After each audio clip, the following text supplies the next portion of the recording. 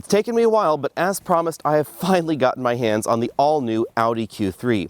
This is Audi's subcompact crossover in America, designed to do business with the BMW X1, the X2, the Range Rover Evoque, and of course, our perennial favorite here at Alex & Autos, the Volvo XC40. The last generation Q3 was unquestionably an excellent value in this segment, but there were a few problems. It was a little on the slow side, and it was also smaller on the inside than most of the direct competition.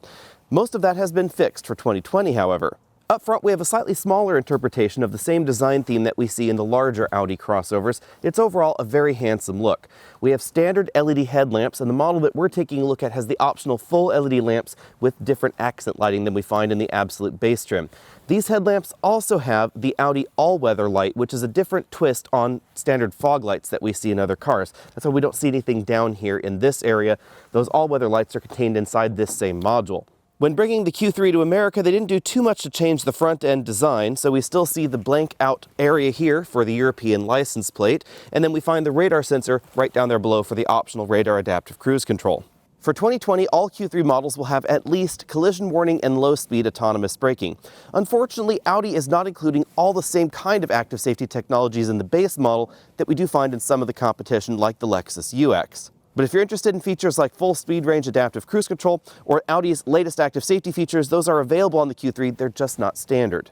On the outside, we have the same sort of crossover meets sportback design that we saw in the first generation Q3, but this is significantly longer than that model at 176.6 inches long. It's about 4 inches longer than the outgoing Q3, and that really pays dividends when it comes to overall interior legroom. We have about 5 inches more combined legroom in here than we did in the last Q3, and that's a massive improvement, and it definitely puts this towards the top end of the pack in terms of overall interior accommodations. We also have a larger cargo area right back here behind the second row. But as we see in the BMW X2, the rear hatch is definitely steeply raked, and that does reduce overall cargo practicality versus a more upright hatch. Ground clearance has not changed versus the previous generation Q3, so we still get 6.7 inches overall. That's definitely higher than the average Audi sedan, but it's not as high as something like a BMW X1 and X2 at 7.2 inches, or of course the Volvo and the Range Rover at 8.3 inches. Audi really seems to be focusing a little bit more on on-road driving dynamics than some of the competition, however, and that's really obvious when you take a look at the optional tires that are available on the Q3, but we do not have on this particular model. These are 235 width tires, which are already among the widest in this segment, but you can get 255 width summer tires on your Q3, and those will quite simply make the Q3 better handling than just about every other entry in this segment. Moving to the rear, the Q3 looks very much like the rest of the Audi family. We have LED tail lamps back here, which are a nice touch. As we see in other Audi models, the actual exhausts are tucked up underneath the bumper, and then we get these interesting cutouts down here at the bottom. A lot of viewers have commented that they really dislike this overall design, but I have to say this looks a lot better implemented than what we see in certain versions of the Audi Q5. Under the hood, power has increased notably over the previous generation Q3, but we still don't have as much power as some of the competition. This is a 2-liter turbocharged 4-cylinder engine. It produces 228 horsepower and 258 pound-feet of torque. If you buy this engine in other world markets, especially Europe, you get a 7-speed dual-clutch transmission, but in America, we get an 8-speed automatic instead. The 8-speed automatic is a little bit smoother than the 7-speed DCT, but it's not quite as efficient, but the smoothness is the reason that we get this particular transmission in America. It's mated to a standard quattro all-wheel drive system, sending power to all 4 wheels, and that's one of the reasons that we get 22 miles per gallon on average, which is below most of the competition. An interesting point of trivia is that the 8-speed automatic transmission that we find under this hood is essentially the same 8-speed automatic that we find in most entries in this particular segment. From the BMW X1 and X2 to the Volvo XC40 and this Audi Q3 right here, they all use an Aisin 8-speed automatic. Overall front seat comfort is excellent in this Q3. We have the 4-way adjustable lumbar support in this trim and the extending thigh cushion as well. We also have a manual tilt telescopic steering column with a large range of motion, and in a really nice touch, the passenger seat has the same range of motion as the driver's seat, and that's not something we find in all the competition. Now, unfortunately, this model does not have memory seats for the driver, so if you do share your vehicle regularly with someone else that is not the same size as you, definitely keep that feature in mind if you're shopping in this segment. Hopping into the back seat, you're going to notice the biggest difference between this Q3 and the previous generation model. I have several inches, probably about 5 or 6 inches of legroom left, and in the previous Q3, it was a pretty tight squeeze to sit behind myself. In addition, headroom overall is pretty decent. Now on the chart on the side of your screen, you'll see that headroom is a little bit below some of the competition, but that's mainly because in the US, we get this moonroof standard that does reduce overall rear headroom. But if I put my head all the way to the rear headrest right there, I still have about an inch of headroom left. Now keep in mind the Q3 is still a subcompact crossover, so this rear bench is going to be a little bit tight for 3 adults or for child seats in the back, especially if you want to put rear-facing child seats back here. You will definitely find more room for that in the next category up, something like the Audi Q5. Moving all the way over to the right seat, you'll really notice that the front seats move really far back in their tracks. That's going to make the front seats more comfortable for taller drivers, so even though it looks like I'm pretty squished back here, it's just because there's so much room going on in the Q3. Enough room for those front people to stretch out. I had a 6'5" person very comfortably sitting right here in the passenger seat. He had no problems there, and if I needed to, I really could fit right back here behind him. The rear seats in the Q3 offer a little bit more recline than most of the competition, although this very upright position is not terribly comfortable. It's going to be used mainly to square off that cargo area in the back, but then I can put it to a more reclined position than we find in just about any of the other subcompact crossovers. Behind this cargo hatch, we find 23.7 cubic feet of storage space. That is a significant improvement on the previous generation model, which just had 16 cubic feet. That puts this above the Volvo XC40 in terms of overall cargo capacity, and pretty much on par with the BMW X2 or the Cadillac XT4. This is still, however, a little bit less than the BMW X1, which has an absolutely enormous cargo area for an entry in this size. That's mainly due to the very square rear end that we find in that X1. Going in for a closer look, Audi gives us a 2-stage load floor, so we can drop that floor down about 2.5 inches or so. It goes a little bit below this lip, that's why we have the upper section, but it does maximize the cargo capacity. And then under that load floor, we do have a compact spare tire. On the downside, Audi decided to give us one of these hard variety of cargo covers, and this is definitely not my preference, because if you were to try and put something large in the back, you'd have to find somewhere to store this or just leave it at home before you went. Now, it does fit right here under the cargo area load floor. If we take out these side dividers, then you can put that completely under the load floor, but not if the load floor is in its lowest position. A practical touchback here that we generally only find in European vehicles is this 40-20-40 folding rear seat back. It's an awful lot more practical than a 60-40 folding seat back or one of those small ski pass-throughs right here through the middle. On the inside, we find all of Audi's latest touches inside the Q3. We have a pretty decently sized panoramic moonroof for a subcompact crossover. It goes to just about over the rear passenger's legs. Moving back over to the front, you can see that we have height adjustable shoulder belts for the driver and front passenger, and 4-way adjustable headrests for the front seats. We have the S-Line badge embossed on these seats. They are leather wrapped. We have pretty aggressive side bolsters and seat bottom bolsters. This particular vehicle has extending thigh cushions, which is a nice touch in this segment. We don't find that in all the competition, and you'll find that on both the driver and the front passenger sides. There are a variety of different materials used in this cabin depending on the version of the Q3 that you get, but all models I think have a very attractive modern interior. This model has the wood trim over on the passenger side. The Quattro logo illuminates at night, which is an interesting ambient lighting touch. We have some knurled effect trim on top of that, soft touch upper section of the dashboard, pretty decently sized glove compartment below. This is mainly a slot style glove compartment, although it does function a little bit like a bin there. And if we move over to the center of the dashboard, we find Audi's latest infotainment software. This supports wireless Apple CarPlay, making this one of the few vehicles in the world that supports that from the factory. We also have factory navigation with Google satellite imagery there. The system operation is very snappy and easy to use, and it integrates very well with the digital dashboard right over here on the driver's side. You can see that we also get Google satellite imagery on this display, and you control the overall theme of the driver cockpit over there by using the settings menu inside this touchscreen right over here.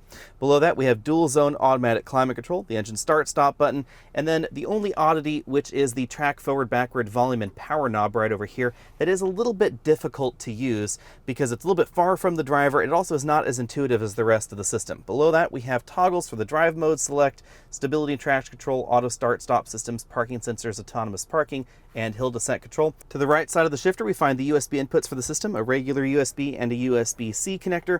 You can see I am using wireless CarPlay because that connector is not connected and CarPlay was working. We have a wireless device charging tray right there and a pretty traditional console shifter. Drive is all the way back. We toggle once more to the sport mode and then push over to the right to engage the manual mode. Between the front seats, we find two decently sized cup holders, a 12-volt power port, electric parking brake, and then we find the armrest between the passenger and driver seats. This ratchets into positions that way you can adjust it for your height, but in its upper position, you can see what's going on in the storage bin down there, so you do have to ratchet it back down if you want to hide all of your goodies. The steering wheel shares its basic design with the rest of the Audi lineup. You find the controls for that multifunction LCD instrument cluster over here on the left side of the wheel. You can toggle views, zoom in and out using this knob right here. We find the infotainment controls on the right side of the steering wheel, and then the cruise control controls on this stalk back here, including the adaptive cruise control functionality. Although the 12-inch LCD is not standard, a 10-inch LCD is. It just doesn't have the same level of functionality that we find in this model. A number of you on Facebook asked me to talk about interior parts quality. Some reviewers out there have been a little bit critical of the Q3's interior. Personally, I like the overall style, and I don't have a problem with some of the harder plastics down at the bottom of the dashboard, because when you take a look at most of the competition, they're not really any more premium. Going in for a close look at the front door panel will help illustrate this. So we have soft plastics up top, we have an ambient lighting strip right there in the middle of that chrome section, but as we go lower on the door, you'll notice that this interior section right here is a hard plastic, as is the bottom of the door panel.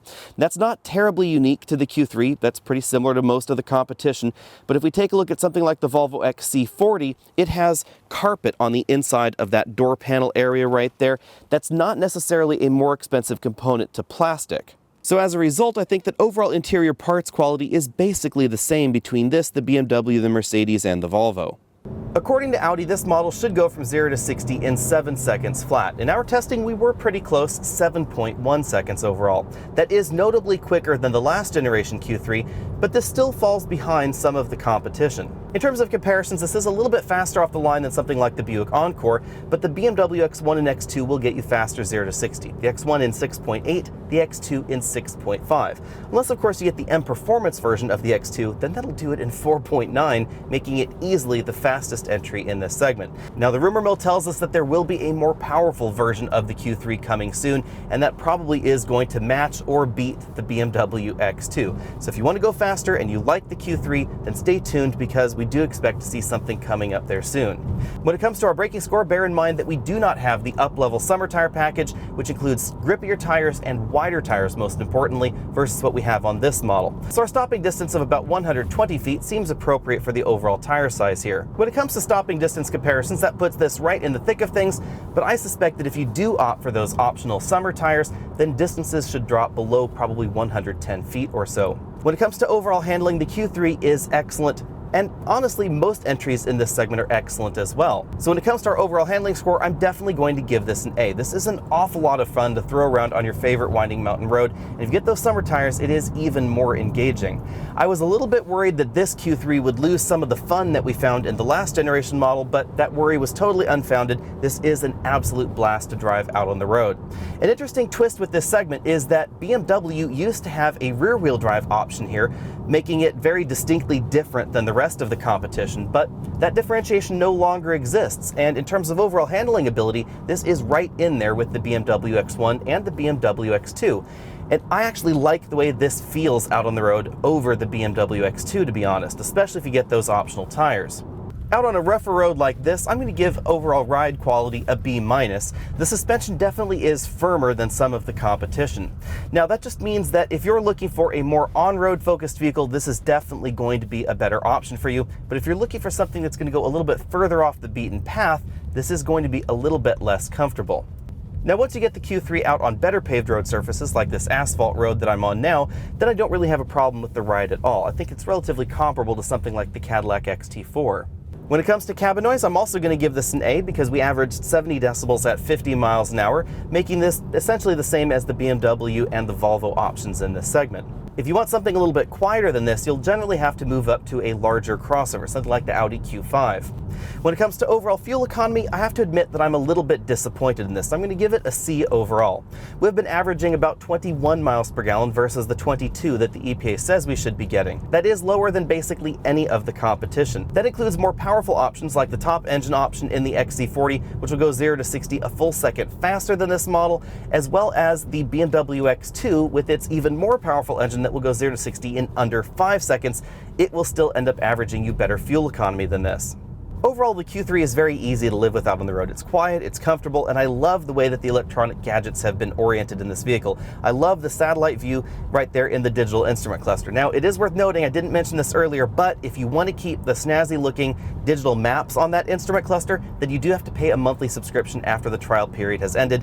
Otherwise, it will revert back to a pretty standard sized car map. And that's not going to be quite as attractive as this display that it'll have right when you buy the car. So definitely keep that in mind. The subcompact luxury crossover segment is incredibly competitive. There are a ton of new options, and seemingly new options coming out practically every day. The Audi Q3 is especially well configured in this segment, however, at $34,700 starting with an awful lot of standard equipment.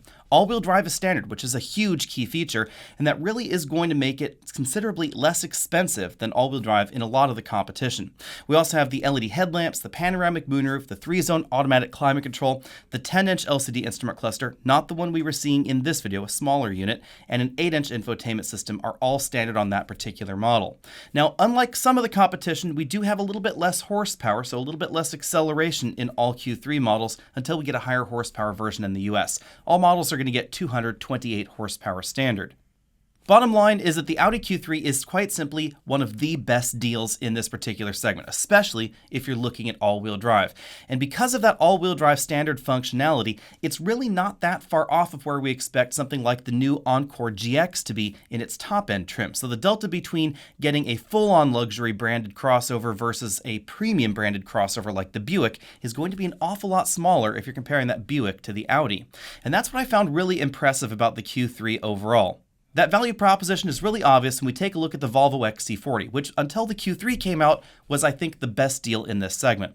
Now, the XC40 is still a pretty good deal. It does come in less expensive than the Q3, $33,700, and we get a few things we don't find on the Q3 standard. However, the Q3 has more power than that base XC40 model, because the base model is a T4, not a T5 version, so performance is going to be a little bit more similar to the Q3 than the last XC40 that we tested.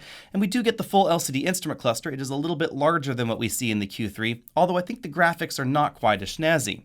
If you want all-wheel drive and the T5 engine in your XC40, and you probably really do because that makes it one of the fastest entries in this segment, that's going to set you back at least $36,345, so about $2,000 more expensive than the Audi. Now again, you will still find more features on that Volvo for that price than in the base Audi Q3. But even when you account for that feature content, it's not going to make up the entire delta between the two, so the Q3 is still going to be a pretty good value. And depending on how you configure your Q3, it could also end up handling better than the XC40. The XC40 is really a great handling option in this segment, especially if you get the top-end trims, the T5 all-wheel drive model. It really does hold its own when put it against the BMW and the Mercedes. But Audi is offering a very wide summer tire package on the Q3, and that is definitely an option that I would select. It's obvious that the Q3 was also designed for that, so even if you wanted to just buy a base model, you could add those wider tires to any version of the Q3. And that's not something you can do in every entry in this segment, because if the car wasn't designed from the factory to accommodate wider wheels and wider tires, they're going to start rubbing on things. But the Audi was designed for that from the very beginning. And that's one of the reasons that I think the Audi Q3 with that option outhandles the BMW X1 and most versions of the X2, obviously excluding the new M Performance version of the X2. Now the X1 is also priced pretty aggressively in this segment at $35,200, and BMW has some very, very aggressive lease deals, but that X1 is going to be front-wheel drive only. If you want all-wheel drive, it'll be $37,200. Now where the X1 really shines is the space utilization. It is very space practical on the inside. We have a lot of rear legroom, a lot of rear headroom, and the biggest cargo area in this segment. The X1 really rivals the BMW X3 in terms of overall practicality, and it has a very low sticker price. The interior, however, feels a little bit less fresh than the Audi Q3. Even though the X1 is not terribly old, it is one of the older entries in this segment. Again, just about every manufacturer has released a brand new subcompact crossover in the last 3 years, leaving the BMW X1 to feel just a little bit behind the times when pitted against the latest version of the Audi. One last thing before we move on, and this may sound unusual, is that I think the BMW X1 is the most comfortable entry in this segment. The seats are comfortable, the suspension is definitely tuned towards the softer side of things when pitted against some of these sportier entries. Even including the Audi Q3 in base format, I think the X1 does come across as a little bit more comfortable, a little bit softer in terms of the overall suspension tune. So if that's what you're looking for, definitely go the direction of the BMW. Also from Germany, we have the all-new Mercedes-Benz GLB. Now, at the moment, Mercedes is also selling a GLA, but we expect that to be refreshed soon. The GLB is the newest and freshest entry in this particular segment. It just went on sale this calendar month. It starts a little bit more expensive than the Audi at $36,600, but it is still definitely focused at this subcompact crossover segment. Now, for the GLB, instead of creating a lifted hatchback look like we saw with the GLA, Mercedes decided to create a mini-me to the GLE and the GLS. The GLB has that same overall profile. It's definitely squarer overall, especially in the rear, than we saw in the last generation of their subcompact crossover, and I really like the look of the GLB. I also think it has the most premium interior in this segment. Again, Mercedes simply took the interiors from their bigger products, shrunk it down, jammed it into the GLB, including their very impressive 2-screen LCD infotainment system and instrument cluster. They're right there on the same line. It looks almost as if it was one really long screen. Now, the screen is a little bit smaller than what we see in the S-Class and the GLS. That makes sense because the cabin is a little bit smaller and it might have looked ridiculous to give us those nearly 13-inch screens that we see in the larger Mercedes models, but still has a very impressive overall look and feel. Now, on the downside, the Mercedes is definitely going to be more expensive than the Audi. You have to pay for the premium that we find in that model. All-wheel drive will set you back at least $4,000 more than the Audi Q3. And if you start getting carried away with options on the inside, for instance, if you wanted that impressive dual LCD instrument cluster and infotainment screen setup, then you're going to pay even more. It is going to be an awful lot more expensive than the Audi. But it is going to be a little bit more premium, I think, as well. And Mercedes has committed to providing us with AMG versions of most of their vehicles, so I expect an AMG GLB to be coming very, very soon. Of course, you can expect that to probably be nearly double the price of the base Audi Q3. Now, what if you're looking for an even more value-oriented option than the Audi Q3? Well, the first thing that comes to mind would be something like the Buick Encore GX. Buick is trying to position themselves as an alternative that is between the mainstream, so between something like a Kona or a Jeep Renegade or a Chevy Trax, something in that mainstream category, and the luxury entries like the Volvo, the Audi, the BMW, the Mercedes, etc. So expect the Encore GX to start in the high 20,000s, perhaps about $28,000, $29,000, definitely less than the Audi Q3, but it's also going to come with less stuff. It's not going to feel as premium on the inside. We get a turbocharged 3-cylinder engine, not a turbocharged 4-cylinder engine, and we get a continuously variable automatic transmission in the front-wheel drive trims. If you choose all-wheel drive in the more powerful engine, then you do get a 9-speed automatic transmission. The Encore is very cargo practical. We have a fold-flat front passenger seat, which is something that I wish all compact crossovers and subcompact crossovers had. But on the downside, that means that we get a passenger seat that doesn't have the same range of power ability that we see in most of the luxury competition. And those little differences continue as we look on down the feature list in the Encore. It does come with a good deal of standard equipment, but those features are generally not going to be quite as snazzy as we see in the luxury competitions. The plastics that we see on the dashboard and the doors may not be quite as premium as some of the luxury entries in this segment, but overall, I think the Encore really represents an excellent value here. Now, obviously, you are going to have to make do with a less premium logo and, of course, a less premium engine. It's probably going to be the slowest entry in this segment if you were to include it in the luxury segment, but the Encore is going to be pretty good value. Now, that said, if my own money were on the line, I think that I would be willing to step up from that excellent value entry into the Q3, because the Q3, again, is very, very impressive in its overall value. And I have to say that if I were shopping in this segment with my own money, it would be hard for me to choose between the Q3, which I like the look of, I also like the way that it drives out on the road, versus the XC40, which is going to be a little bit faster, and I think I like the look a little bit better on the inside and on the outside. For me, it's mainly a design consideration there with the XC40. But the value proposition that we see in the Audi Q3 is undeniable, and I think that it's going to make it my top pick in this segment. If I were to spend my own money, I would be a little bit conflicted between the Audi and the Volvo, but I would say that if I were picking a top pick in this segment for Alex Natos here, for all of you out there, it would definitely be the Audi Q3. Let me know what you think about all that down there in the comment section below, and let me know what you would pick if you were shopping in this segment, especially if you were looking to spend maybe about $38,000 or so. So not a mid-price trim in this segment, something that's a little bit closer to the bottom end, where I think a lot of folks are shopping for their subcompact crossover. Let me know what you would pick down there in the comment section below. If you haven't already done so, hit the subscribe button down there. Find us over at facebook.com/AlexNatos, and I'll see you all next week.